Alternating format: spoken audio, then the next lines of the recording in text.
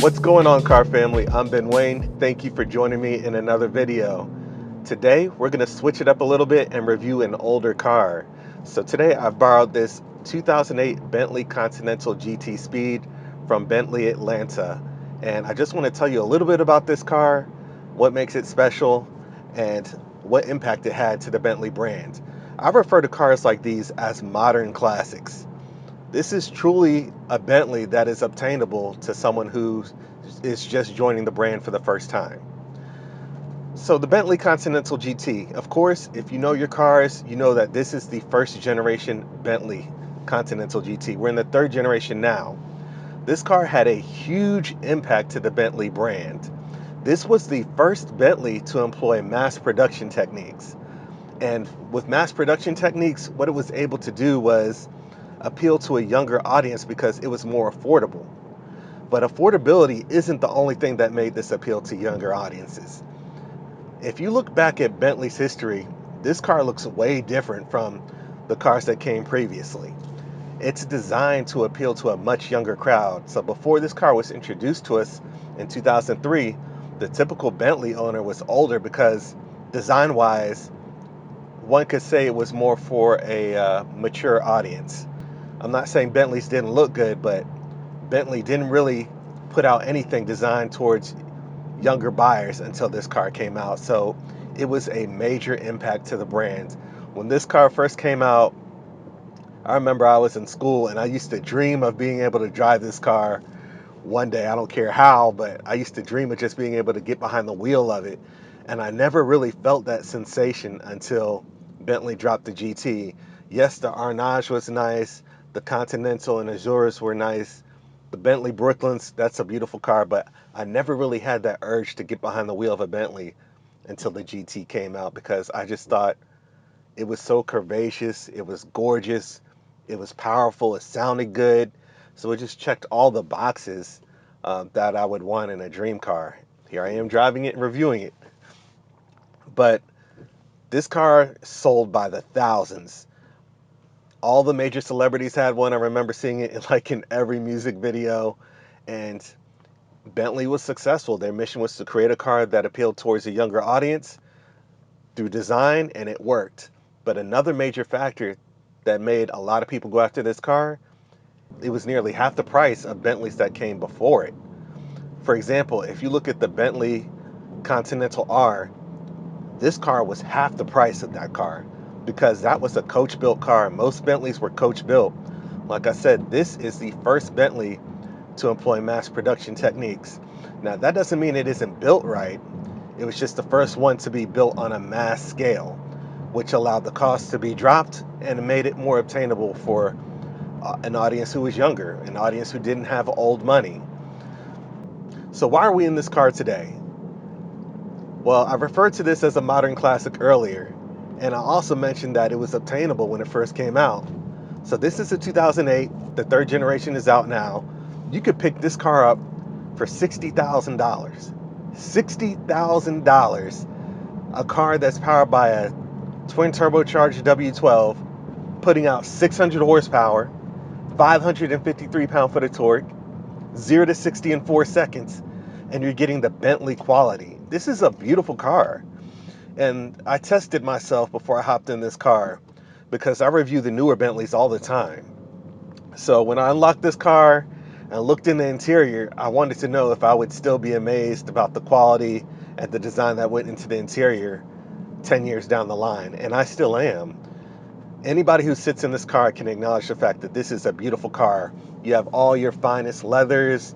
You have the typical Bentley air conditioning vents. I always love this bullseye design with the organ pulls to open and close them. You have your piano black veneers. Now, the infotainment system, of course, is outdated. Honestly, it was probably outdated when this car initially came out because you have to remember Bentley is a brand that typically focuses on building craftsmanship. They're not worried about having the latest and greatest in technology in their vehicles. So that is something that you might miss if you were to purchase this car. They just didn't have the technology that they probably should have when this car initially came out, but they listened to their customers. And if you look at the 2020 Continental GTs, It has all the technology you could ever want in the world as far as Bluetooth, night vision, so on and so forth. But the buyer of this vehicle isn't really looking to have a technological masterpiece. If you're looking to get a high-end quality luxury car that has already took a hit in depreciation, but still delivers on performance and speed and the form, fit, and function of the car, the craftsmanship, this is the car for you. This is a great way to enter the Bentley family at only about 60 grand. If you look at most modern cars of this caliber, and I know older versions have taken a depreciation too, but if you look at like your CLs, your Mercedes-Benz CLs, or your S-Class coupes, and your Aston Martins are nice, or if you even take a look at the Lexus LC 500, those newer versions of some of the older cars I mentioned, they're costing 100,000 plus. And that's before you're going to take the hit in depreciation. For this car, that hit's already been taken. Somebody's already paid for that. So if you were to pick this up at 60 grand, you're really not going to be losing a lot. You're getting a car that tops out at 202 miles per hour. And the transmission holds up. It's fairly responsive. It's not a dual clutch, but the ride is silky smooth. It sounds good. You're getting the prestige. You're getting the clout when you pull up in this. I mean, if you say you have a Mercedes-Benz CL, not knocking anyone who has it, yeah, that's a cool car to the person who knows about it, right? But if you say you have a Bentley GT, like, I feel like that's making more of a statement. Both are nice cars, but if I had to choose one over the other, I would have to go with this. I would definitely have to go with this. Let me drop it into sport mode. Yeah, they had a sport mode back then too. This car just picks up. It's amazing how quickly it picks up. Man. So for a car to be 10 years old or 11 years old and still be able to put a smile on your face with the silky smooth ride, this car is just, in my opinion, it's a steal. It really is. I just don't know too many other cars that have a 6-liter W12, a top speed of 202 miles per hour that you could pick up for this amount of money. Low mileage, 21,000 miles. So this, for me, definitely checks all the boxes of having a modern classic. Exterior-wise, does it look dated? Maybe to a person who knows about Bentley vehicles. The average person will tell you that all these Bentley Continental GTs look the same and, they need to change the design up. The average person can't really tell the age of this car, right? Because it still is a beautiful vehicle. It still maintains the same lines as the third generation Bentley GT, which we've reviewed recently. The difference between that car and this car is that the lines are a bit more crisp. It looks a little bit less bulky, and it just looks a little bit more refined. The front is a little bit more modern with the headlamp technology and the lower and wider matrix grille. But overall, the car's silhouette remains the same. When it comes to cars of this caliber, your Rolls Royces, your Aston Martins, Bentleys, you'll notice that the manufacturers don't really change the design of those cars that much. Why is that? Because typically those manufacturers put out a design that is timeless. And this is truly a design that has withstood the test of time. And you can prove it by looking at the newest version. It looks relatively the same. At a high level, it still has the same, power lines and haunches on the rear. Bentley has maintained all the lines of the original Continental GT and just sharpened it a bit. Because when you have a design that just looks elegant and timeless, it doesn't need to be reinvented every 5 years. Which again puts me back in this car, which makes it a modern classic. It's a timeless design. The design of it is just never going to get old. It is classic Bentley through and through. This is also the first generation Continental GT. Is also the first Bentley to be put out by the Volkswagen Group. Bentley got bought out in 1998, and I went into detail about that in my What's the Difference Between Bentley and Rolls-Royce video. Check that out if you haven't seen it. But Bentley got brought out in 1998 by Volkswagen, which really necessarily wasn't a bad thing.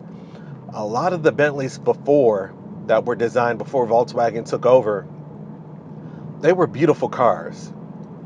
But honestly, the reliability just wasn't there, right? They were high maintenance cars. If you look at the Bentley Arnage, that is a stunning car, and you could probably get into one for 30 to 40 grand. But those maintenance costs of that car, because of the way it was designed, some people have gotten lucky, other people not so much. You can get hit over the head with some serious repair costs of that car. If you're talking about getting a high-end luxury car on a budget, that's definitely not the car. The Continental GT is definitely where it's at. If you look at the seats, you still get that diamond quilting that Bentley is known for. The seats feature 3 levels of heating. They're fully adjustable. They're extremely comfortable. You could easily drive this car for hours on end. I could actually drive this car forever today because the ride is so smooth. It still feels like I'm gliding. I mean, when compared to the new version, it does feel heavier. This car comes in at around 5,500 pounds, but you can feel that weight a little bit more than you can in the newer version. This one doesn't have the crazy fancy suspension with the 3 air chambers at each wheel like the new version does, but it definitely does feel good. You can definitely have some confidence while taking some corners in this vehicle. But I'm not going to lie to you, you do feel the weight. But like I said, this is a grand touring vehicle. This is for long cruises. You can cruise at a high rate of speed. It's not a track vehicle. So even though it's called the GT Speed, it's not a track vehicle. Neither is the Super Sports model, but they do have good handling for the amount of weight they have. That just comes with the territory of this vehicle. Now, another thing that comes with the territory is, in my opinion, this is really a 2-seater vehicle. Some people call it a 2+2, but typically you're not really going to want to sit in the back seats, and that's something that's across the board for all Continental GTs. It is cramped back there, but the average buyer of this vehicle is not buying this vehicle to transport a family of 4, honestly. So that's something that hasn't really changed much from the first generation to the new generation either. But the overall design of the interior, I love how it just flows, especially the dash design. I love that design, how it's almost like the Bentley wing has been incorporated into the design of the dash. They just really took their time in making sure they put out a car that design-wise stands the test of time.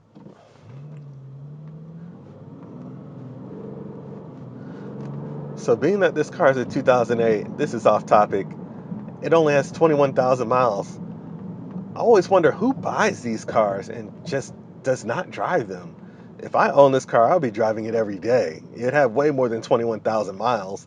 I mean, 11 years old, only 21,000 miles. In Atlanta, typically, people put 15,000 miles on their car a year because everything in the city is so spread out. We spend so much time in our cars here, it's not even funny. So for me to be driving a car that was made in 2008, that only has 21,000 miles, that is definitely noteworthy. That is definitely noteworthy. Oh, the brakes still feel responsive in this car too. Bentley always incorporates extremely large brakes in their cars because of the sheer mass of their vehicles. They're not a manufacturer like Lamborghini or Ferrari or even some Aston Martins who are overly concerned about reducing the weight in their vehicles. Their priority is the quality materials, craftsmanship, and a smooth ride. So they're not really concerned about weight. I know they have a racing heritage, but typically in their cars, they're not really concerned about weight. You can feel the mass in the car, but it's not bad. It's really smooth. One of the major differences I noticed between the third generation and this generation when driving, you guys know I'm all about steering wheels, is that the steering wheel is a little thin. So when driving the newer model, I do have a better sense of control because it's thicker. It feels better in my hands. But you do get these aluminum shift paddles behind the steering wheel that are easy to access. I always love the design of these shift paddles behind the original Bentleys. And they're pretty responsive for the time that this car came out, but that is one thing I noted. The overall design of the instrument cluster has this knurled finish which looks extremely nice and timeless as well. I love the analog gauges. There's always something about analog that keeps a car from aging. There was a time in the early 90s and late 80s, a lot of these cars went to digital gauges, not necessarily Bentleys, but other cars. And just a few years later, they look severely dated. Anybody who's about that car life and restores cars can tell you when they're doing a resto mod, typically they try to avoid having a digital gauge cluster because that's like one of the quickest ways to age an interior of a vehicle. It really is. Having a digital instrument cluster with the digital numbers is cool if it's 1992, but if you're trying to have a good looking car for years to come, you definitely want to stick with the analog gauges. They're just timeless. So what I'm saying is, if you're looking at a car like a Mercedes S63 AMG or, something of that caliber, those cars are nearly $200,000 now. And if it's a car that you want and that's out of your price range, take a look at some older cars, some modern classics like this one. It still has a top speed of over 200 miles per hour at a price point of $60,000. And you're not going to take a serious hit that a lot of those AMGs or other high-end cars do. This is just something to consider if you're looking to buy your first Bentley but don't want to pay nearly $300,000 for a brand new V8 GTC. You want to ease your way into it, this is the car for you. Thank you guys so much for watching. Let me know what you think about this car in the comments. Special thanks to Bentley Atlanta. If you enjoyed this video, make sure you hit that like button. Show your support by sharing the video as well. Thank you guys so much, and I'll catch you in the next one.